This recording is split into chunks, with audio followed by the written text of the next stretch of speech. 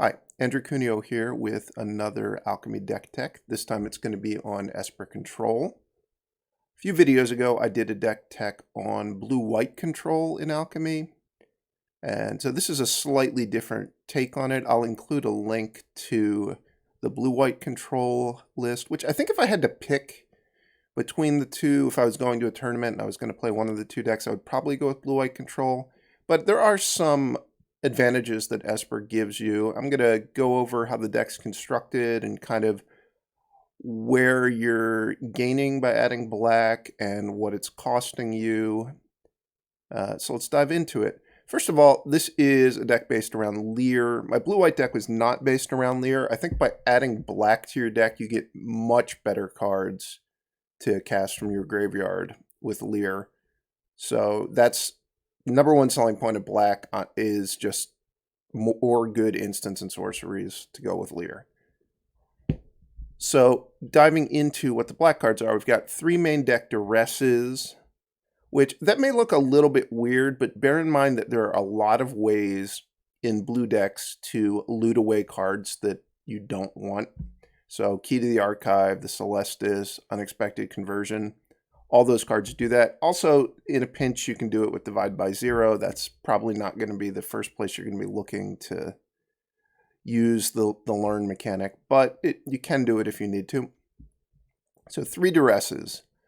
Then we also have 4 Vanishing Verses. Vanishing Verse is an interesting card. It's either great in a matchup or you're really, really unhappy to not have either Infernal Grasp or a card like Fateful Absence or maybe Valorous Stance.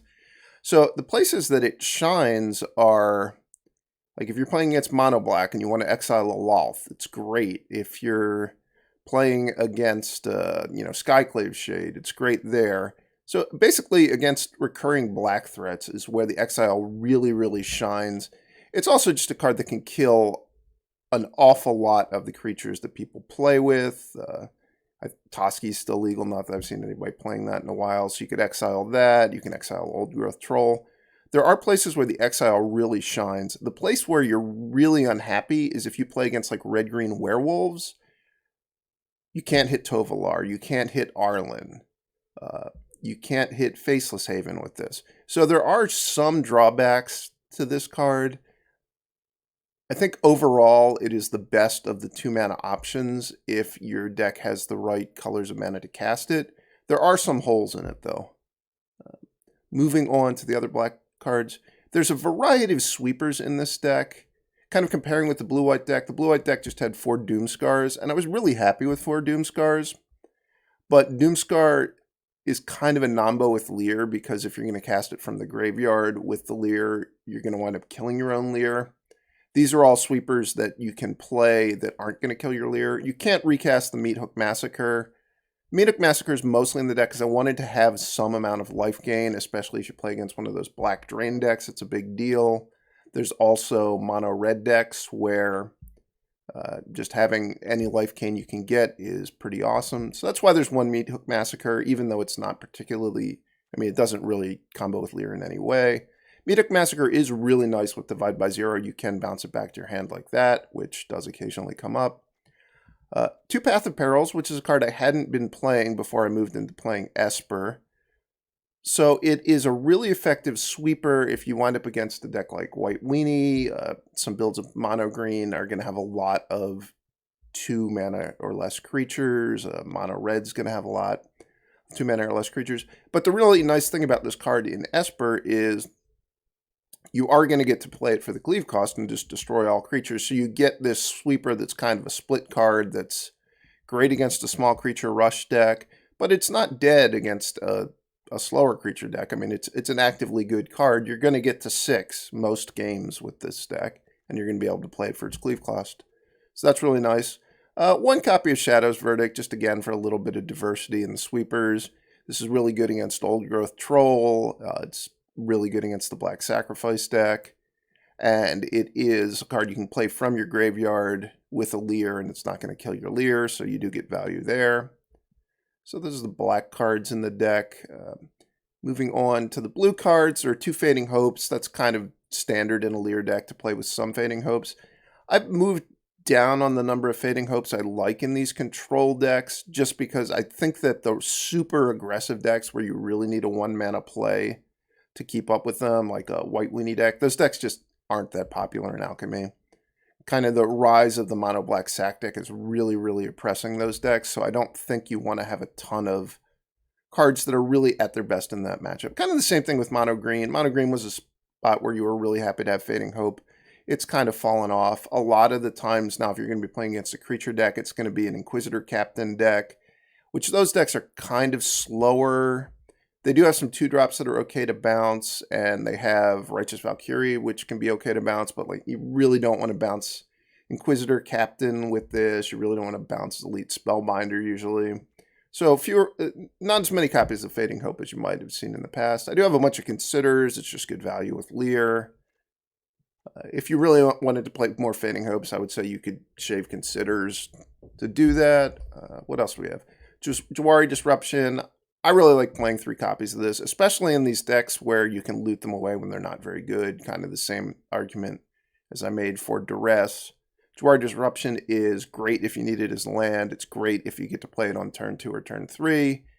Past that, you're probably going to be looking to loot it away. For Divide by Zeros, I remain just a huge fan of Divide by Zero in blue decks. I'm pretty much always going to play 4 of them in Alchemy. 2 Unexpected Conversions, which is a draw spell that, like I mentioned, I like the ability to loot away cards, so that is why I am playing this card over kind of some of the more expensive options. Also, I like having this card in my curve when I'm also playing with Key to the Archive, because I want to be able to play something on turn 3 and then play my Key to the Archive on turn 4. In general, especially if you're not playing a blue mirror, if you have 4 mana and you can cast Key to the Archive on turn 4, that's almost always what you should be doing.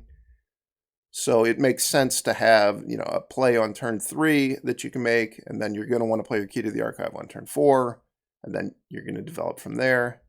I have 1 copy of the Celestus. I'm not a huge fan of this card, but what it does do for this deck is it makes the colored mana work, which is pretty nice, and it gives you another source of life gain, which getting life gain into your deck is a pretty big deal if you're playing against mono red or if you're playing against the black drain deck. That's where you really are going to want the life gain. For Key to the Archives, I was hesitant early on to put 4 copies of this card in my deck, but having played with it more, I think if you're going to be a Key to the Archive deck, you do want to cast it on turn 4 basically every game. So I do think you want 4 of them. This is one card that people have kind of pointed to as an overpowered card from Alchemy. And I don't think this card is overpowered. I think it's good. I think it's a little bit overrated.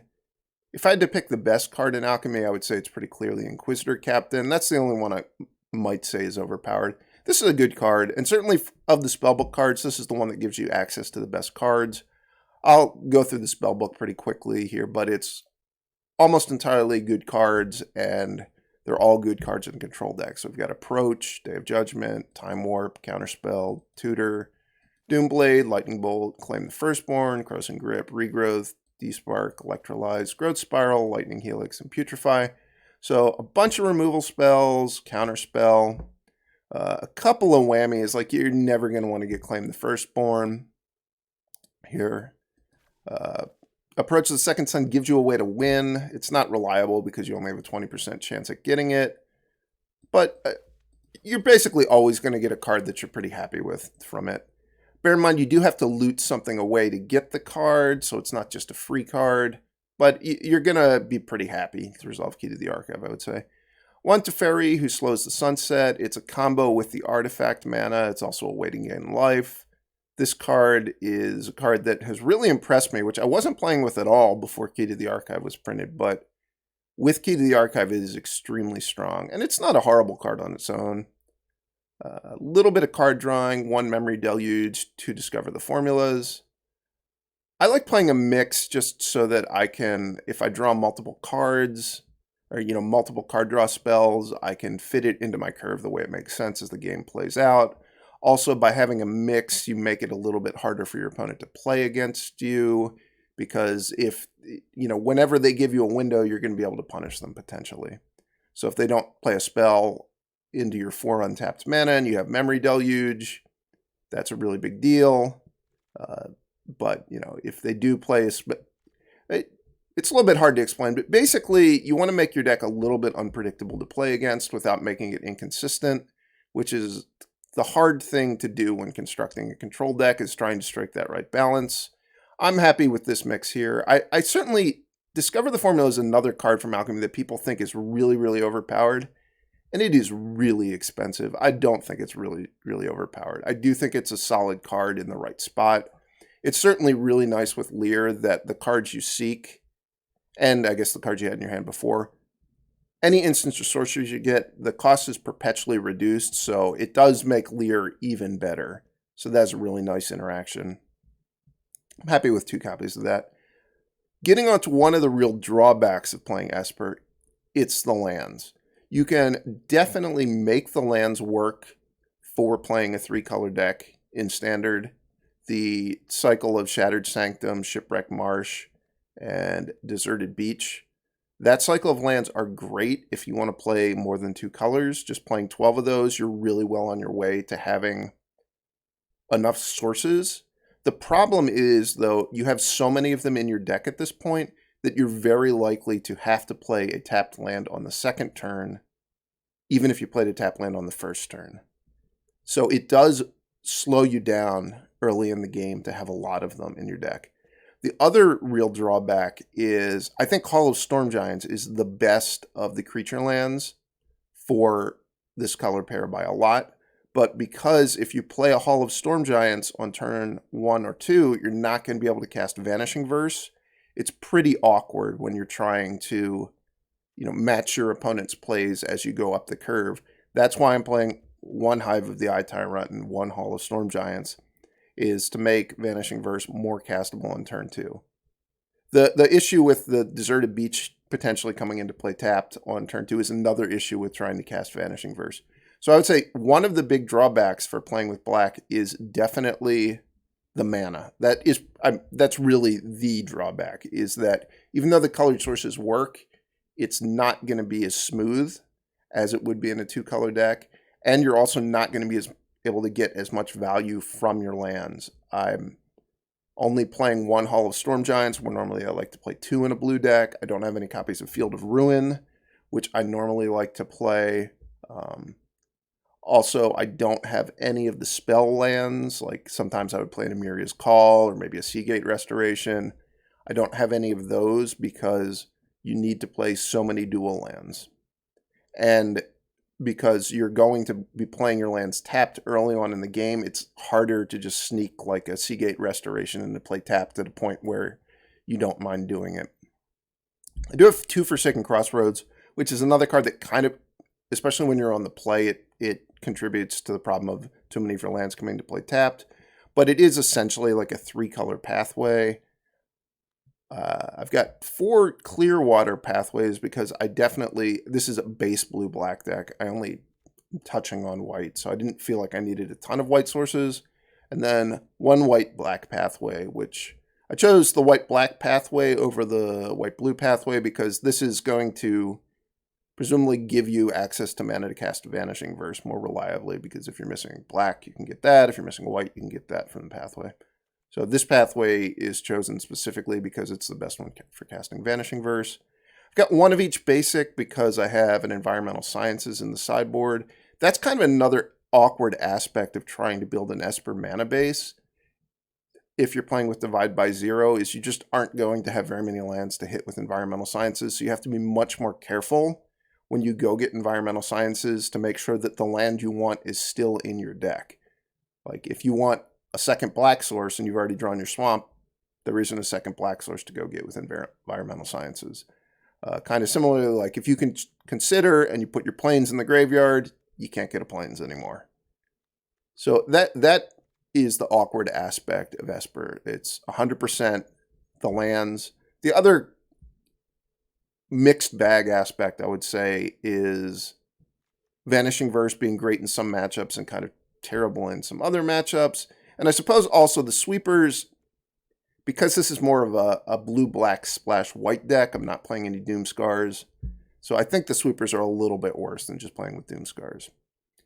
Anyway, moving on, going through the rest of the sideboard, we've got Divide by Zero, so all the blue decks that I build have the same 3 lessons in the sideboard: Environmental Sciences, Teachings of the Archaic, Mascot Exhibition.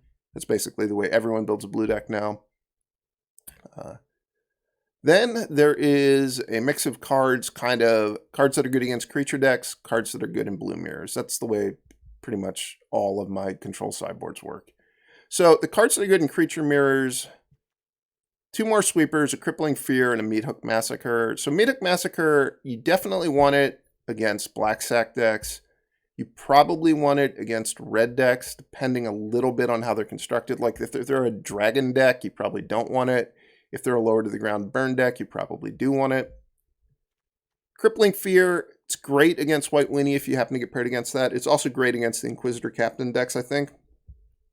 Even though a lot of their creatures grow out of range of Crippling Fear, they are a deck that is built around the idea of playing Inquisitor Captain and hopefully chaining it with a Glass Pool Mimic. So there are going to be a lot of cards that your Crippling Fear kills.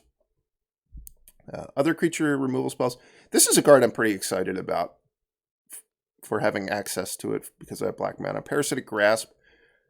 So against humans, it's like a 3-point drain. And that the human clause means that it's a 3-point drain no matter what, but it's sort of like a lightning helix against human decks. So against White Weenie, this works. Against a lot of the werewolves, this works as just a 2-mana 3-point drain. So it works against Werewolf Pack Leader. It works against the Reckless Stormseeker. It works against Tovalar. This is all assuming that it's day. So if they play it on turn 2, you're going to be able to hit it. This card also hits a lot of the cards in the mono red burn deck for 2 mana. And even if you wind up having to play it for 3 mana, it's not that big of a deal. You're happy to gain the life in the matchups you're boarding this in. It also hits Faceless Haven for 2 mana. So this can be a really efficient answer to some problematic cards for this deck because you don't want to fall too far behind and you want to gain life. So as a 2 mana drain 3, it's a tremendous card. If you wind up having to play it for 3 mana, it's still going to be effective. That is it for the anti-creature cards. So in a creature matchup, you're probably going to want to board out your Duresses. You might want to shave on some of the card drawing spells, depending on how fast the matchup is.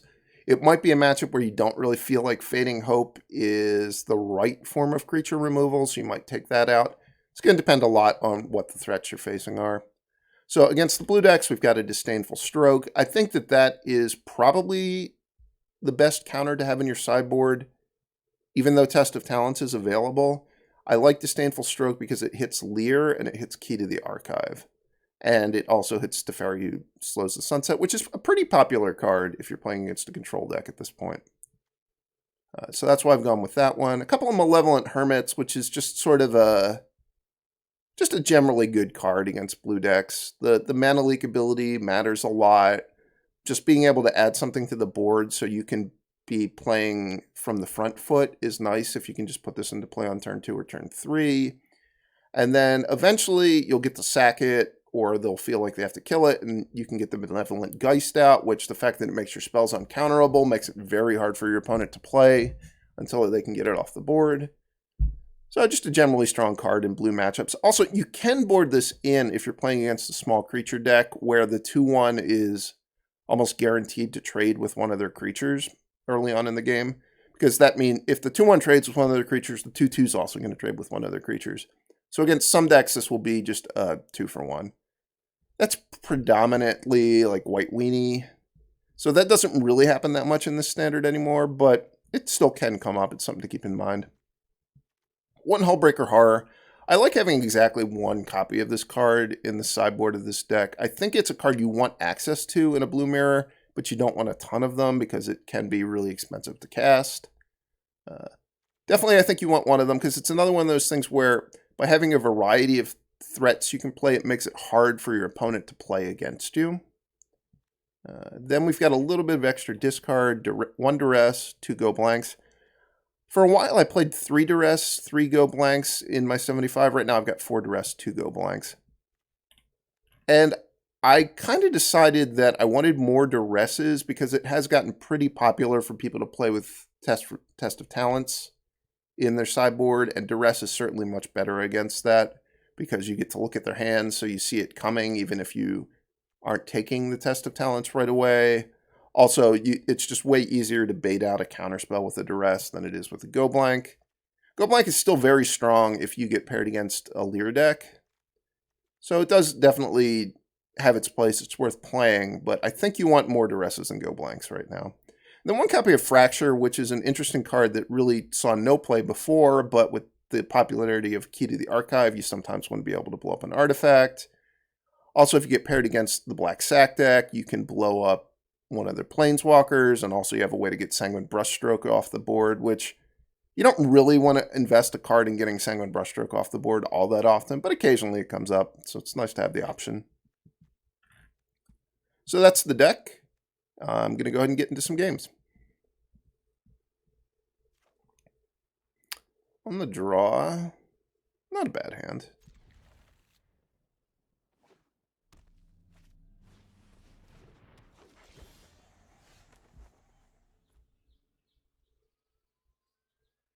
So this is one of those hands where if I want to play, so I can go consider turn 1. The issue with that is it locks me out of being able to cast Vanishing Verse. If the top card of my deck is Vanishing Verse, I won't be able to play it on turn 2. I think I'm just going to lead on this. That way, if my top card is Vanishing Verse, I can cast it. You might say, well, okay, your top card probably isn't going to be Vanishing Verse. That is 100% true, but there just aren't other cards I could draw that I would want to play on turn 2. So it doesn't really cost me all that much to wait on the consider. I suppose the thing it cost me is I couldn't consider into a Jwari Disruption, which if I'd gone Clearwater Pathway, consider, then Clearwater Pathway on the next turn, I would have been able to play Jwari Disruption potentially.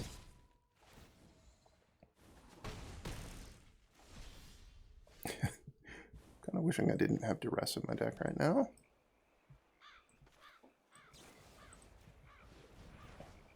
Realda is really good, especially in games where you are on the play. With Key to the Archive, it's a lot more common to take Mascot Exhibition early on in the game, because I could potentially play it on turn 5. I'm probably not going to be able to because they're about to Duress me. Also, I think I would just be dead on board if I tried to do that. This is a very strong start by the opponent. A 1-2-3 curve with the Stormseeker is pretty hard to beat, especially because I couldn't just divide this by 0 the Stormseeker in their combat step because it would have become Knight. And this thing would have had double strike, and they could have pumped it. Or I guess they could have pumped the Sentinel, more likely.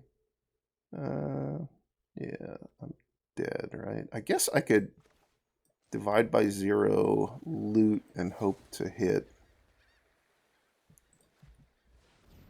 Fading Hope.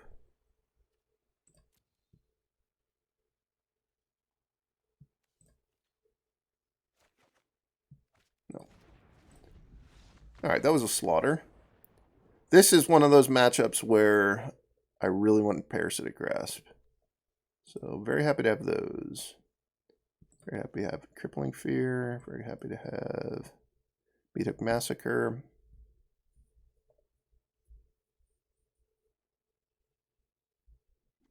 I don't want any Duresses. The deck is aggressive enough that I think Fading Hope is worth having. What else don't I want?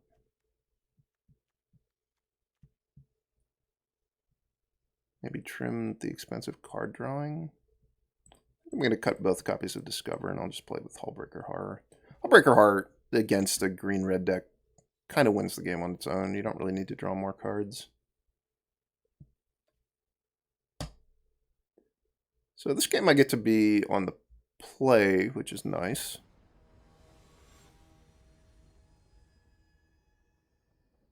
I think it's much easier to win on the play against these werewolf decks. Unfortunately, given that I lost the die roll and lost the first game, I'm going to have to win at least one game on the draw.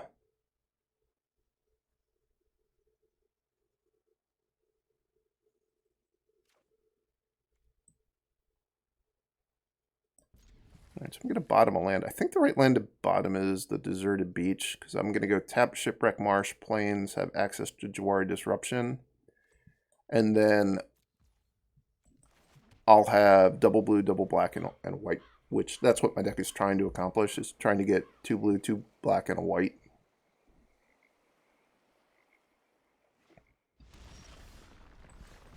And we have access to turn 2 Vanishing Verse if we need it, although I would assume I'm going to play Jwari Disruption on whatever they play this turn. Yeah.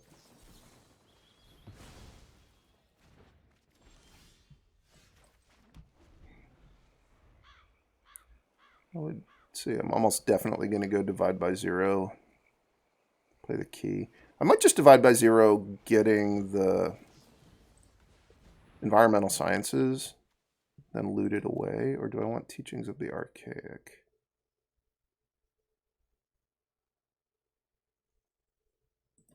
I guess I'm more likely to want to cast Teachings of the Archaic, so I should probably just take that one. There's a reasonable chance that whatever I take there is getting looted away.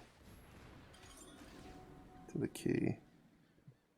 Do I want to try to win with Approach?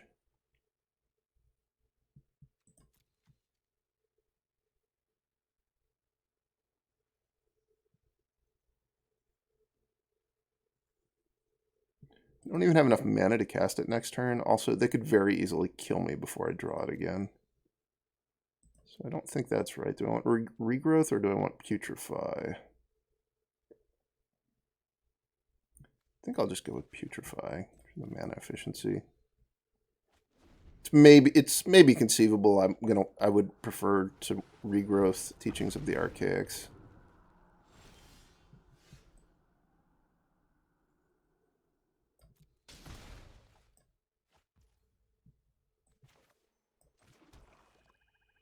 So they've got 5 cards in hand, so if I play this, I can get the full 3.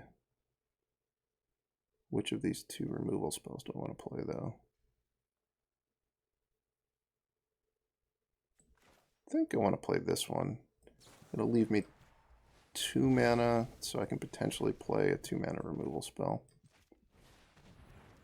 I draw 1. Okay, excellent.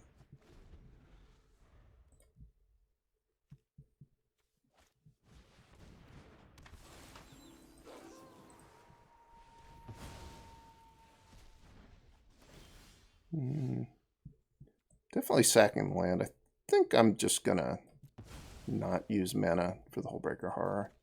I'll still have a land, so I can play a land and I'm guaranteed to cast the Hullbreaker Horror. The difference is I could have had a mana untapped by casting this in my upkeep, but there just aren't that many cards I could draw that it'd be really worthwhile to have the mana untapped. One thing to bear in mind with Hullbreaker Horror is you can use it to bounce Key to the Archive if you need to do that.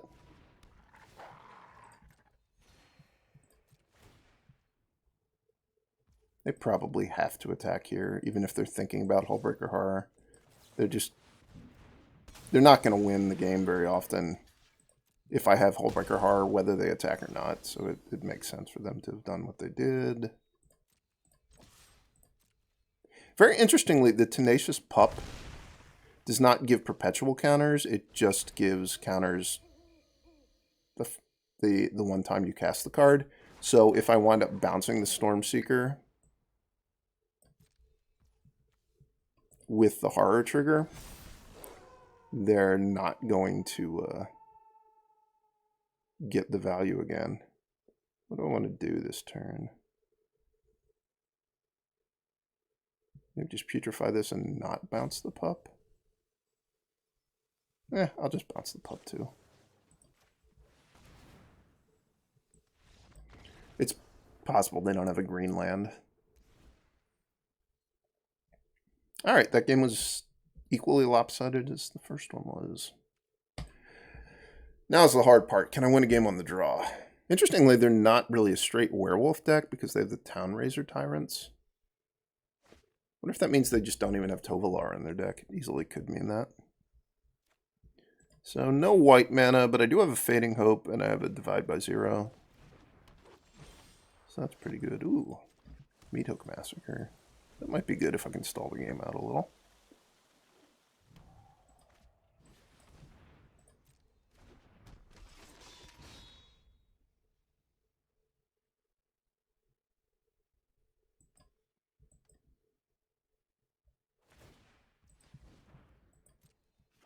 Maybe I was supposed to bounce the Sentinel.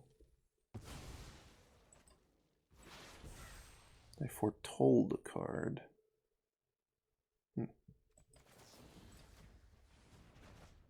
So that could be the Battle Mammoth. It could also be the new Lupine Harbingers.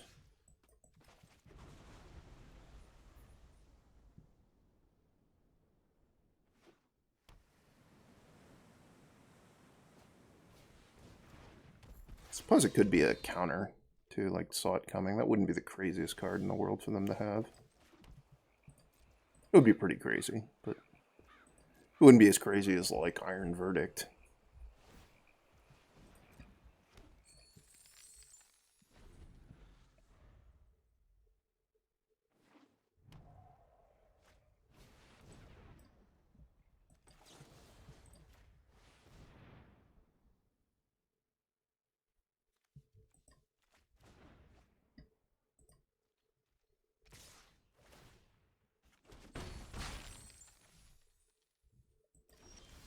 Do I need to sweep this turn? I think I probably should. I go Meathook Massacre for 2. Next turn I can go Sciences, divide by 0 something. And then go from there. The Massacre starts getting kind of weak if I let the Halana on the board.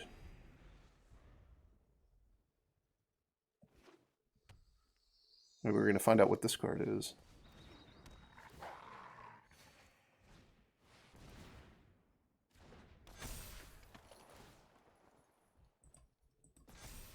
Oh, that is a big and vicious pup.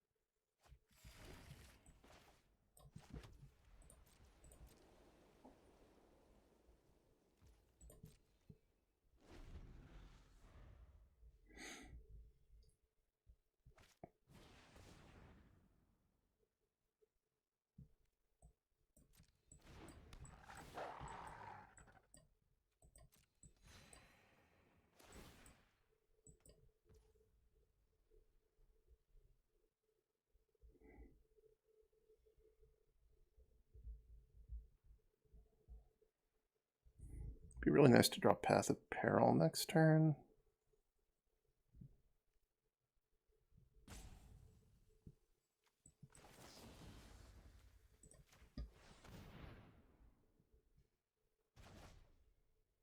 I think I need to loot. I think this unexpected... Yeah, maybe the Hullbreaker Horror is just never going to get cast. Alright, Vanishing Verse, not bad.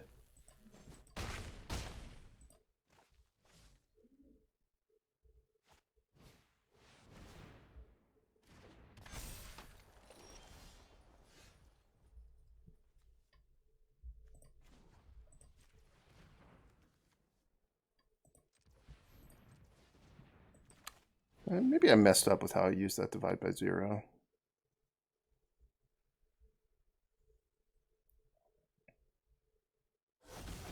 Don't like that they're getting priority. It makes me feel like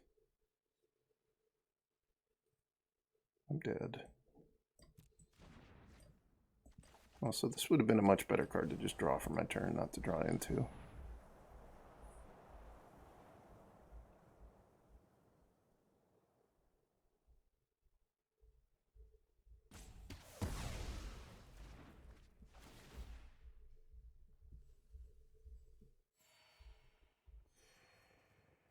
Seems like I'm probably dead. It's hard to imagine what this card could be, that it wouldn't be something that would just immediately kill me. Yeah. 12 power haste with trample on top.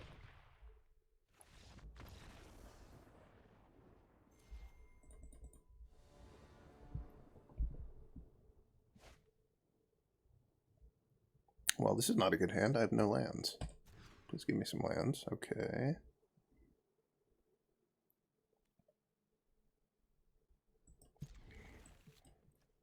It's hard to know what to bottom there. It depends so much on what the matchup is. I guess against a blue deck, I would have preferred to keep Fading Hope over Shadow's Verdict.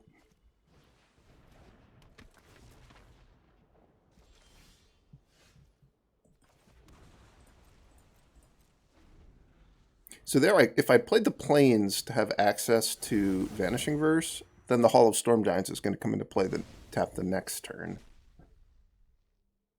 So that's kind of what I meant by the land sequencing can be awkward in the early turns with Vanishing Verse. It's a blue-red deck that has a Faceless Haven in it, and so far has played only double-face lands. Faceless Haven not looking that threatening yet. Want another land? I think I'll take a land with this one. The next Consider will probably not take a land. Also, if I had known I was going, the top two cards in my deck were land, I certainly wouldn't have taken a land.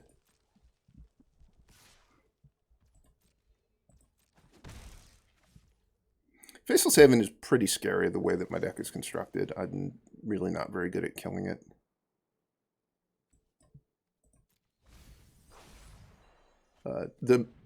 Pretty much the main way to kill a Faceless Haven in the main deck is literally to just get something from the Key to the Archive that can do it. That's about the only way you're going to do it. Did they have Unexpected Windfall? They've already played their card they discounted. But they could just have Unexpected Windfall here.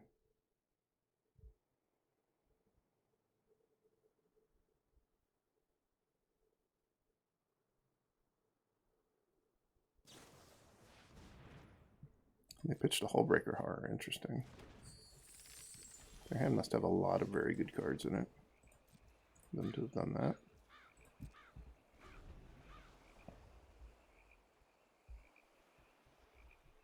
I'm in a lot of trouble this game. I mulliganed. And then I kept a hand that had one of my worst cards in the matchup. And drawn almost entirely lands. So there's a lot of things that have gone really wrong.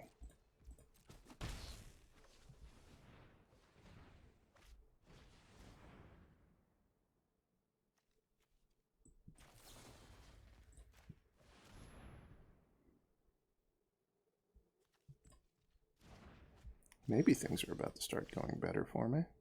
They've got 7 cards. I've got 7 cards. Guess I'll play a land first, just in case they have, like, I don't know, 2 spike. If they had Spikefield Hazard in their hand, they might hazard me in response, just to deny me a card. Does mean that I don't wind up playing the Forsaken Crossroads that turn. But it's also sort of just nice to pass with 2 mana up, because at least it makes the opponent think, okay, they might have something. Something I have is not particularly good. I might actually be under enough pressure that I'm going to Shadow's Verdict away the Geist Channelers in a turn or 2. Does not feel like the kind of play that you make in games where you win.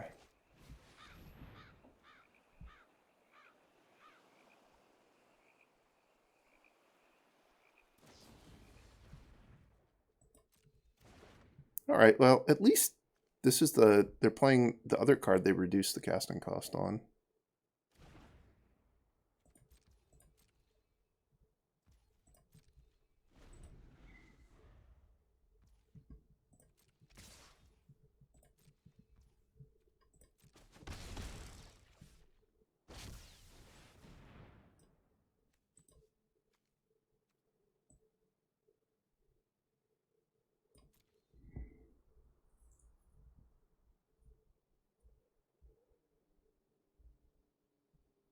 Is it worth disruptioning this?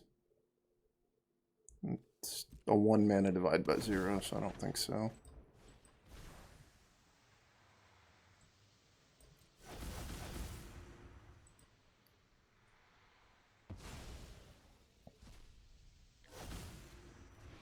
This game feels even more doomed than it did before, which is impressive.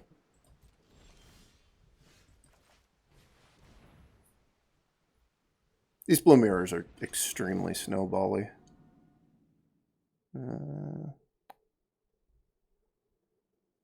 Counterspell doesn't do anything with the Lier on the board, but neither of these cards really do anything at all. So we'll take that. Pitch a Disruption, and I will hope to find a way to get Lier off the board, which is going to be very, very hard because I need to bait out the 1 mana divide by 0 before I can even attempt to do it. And then I also have to have them have nothing in their hand, which their hand is 8 cards right now, so the nothing in the hand part is really going to be hard to swing. It was a good draw, at least.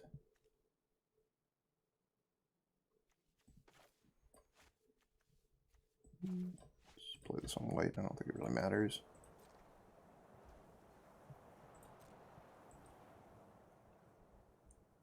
So if they go for Unexpected Windfall here, I think I have to try to Vanishing Verse Lier. Galvanic Iteration. Sure.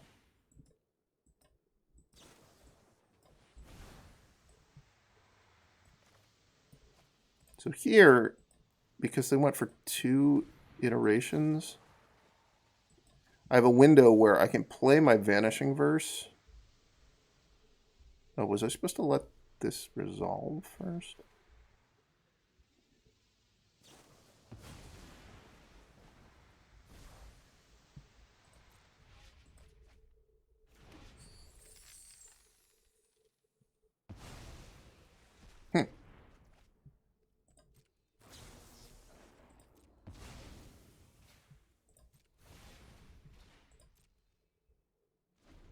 Okay, that worked out pretty well for me. Or about as well as I could have asked for. My life total is getting quite low.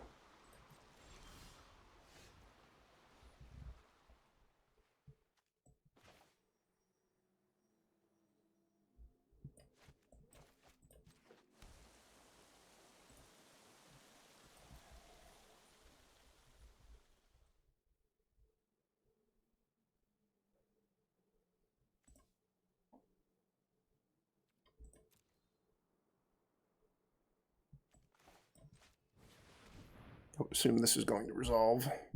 Why would they fight over it?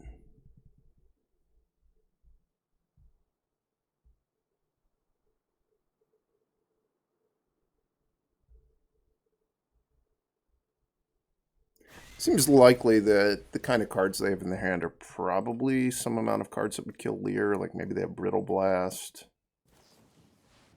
They have a Hullbreaker Horror. Well then.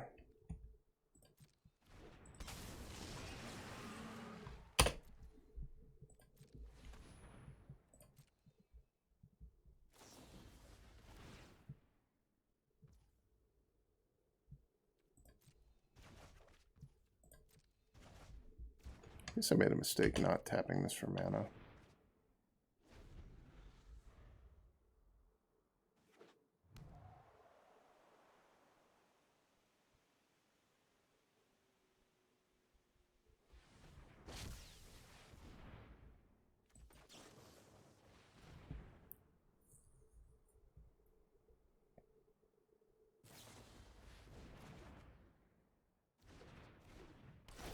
Okay.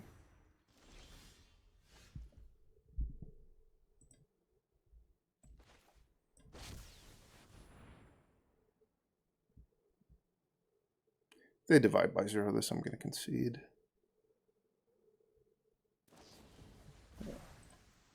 Fell too far behind.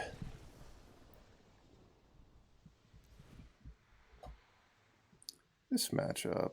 I don't think I want Fracture because they didn't show me Key to the Archive, but I do want Go Blank, I do want Hullbreaker Horror, I want Duress, I want Malevolent Hermit, I want Disdainful Stroke. Obviously don't want Shadow's Verdict or Path of Peril. And there's a few more cards I need to trim. Oh, I obviously don't want Meathook Massacre as well. So I don't really like having Fading Hope in these matchups if you don't need it. And I think that with Divide by Zero and Vanishing Verse, I don't need Fading Hopes. And also I have Duresses, so I can use Duresses to proactively protect my Liers, and then Vanishing Verses to deal with their Liers or Hullbreaker Horrors, even if it's only to bounce the Hullbreaker Horror to their hand, potentially. Need to have a better start to this game. This is a strong hand. Do I want a Duress on turn 1 or just play a Deserted Beach? I think I should play a Deserted Beach. This way I'll be able to play Duress and then consider for my third land if I need it. I do think I want a Duress. I don't know what the... Oh, this is... They're going to try to mill me out? Weird. Doesn't seem like a great plan, but maybe it is. Do I want to take Test of Talents? I think I do.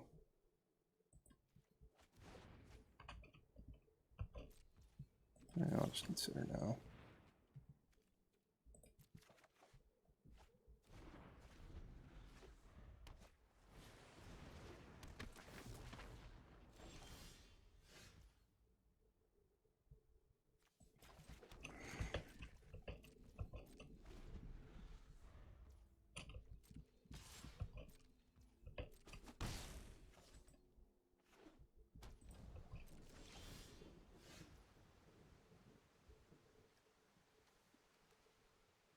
So I don't, it's possible that they've reduced the casting cost of one of those two cards. I don't get to know that just based on the revealed cards. It's also possible that they've reduced the casting cost on an Unexpected Windfall or a more expensive card drawing card. All right, now I do get to know that they've reduced the casting cost on this. Sounds fine.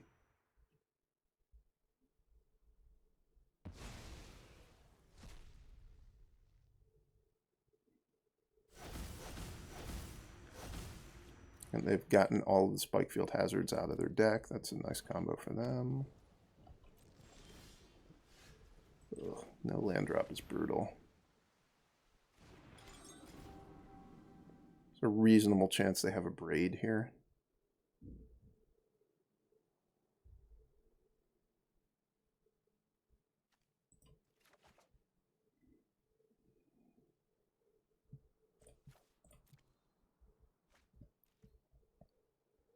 Or Prismari Command. Okay. If I'm getting to untap with the Key to the Archive, I feel like I actually have a shot.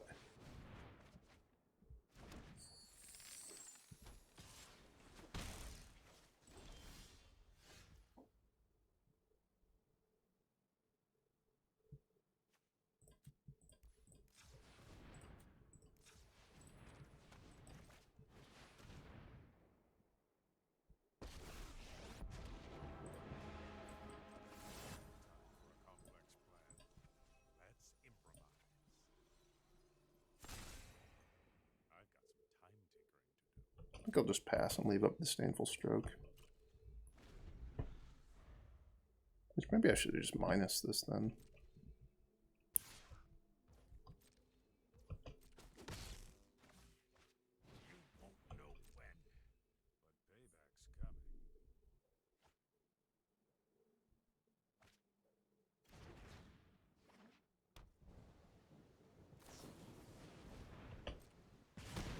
Yuck. Didn't enjoy that.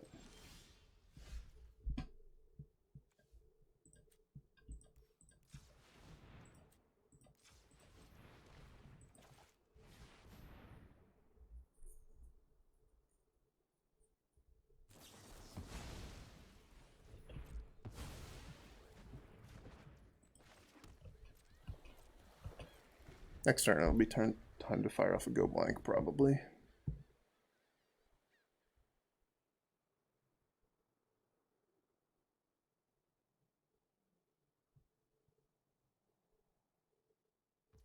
Yeah, not minusing the Teferi was a pretty major mistake.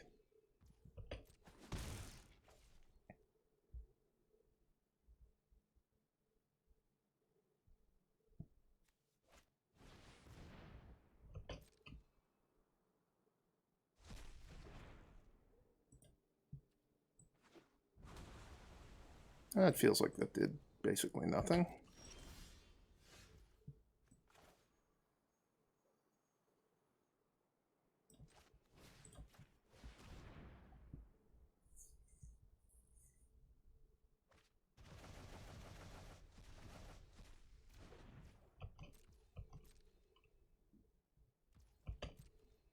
Nice to draw a Duress so I can know if the coast is clear for Lier. What are they iterating?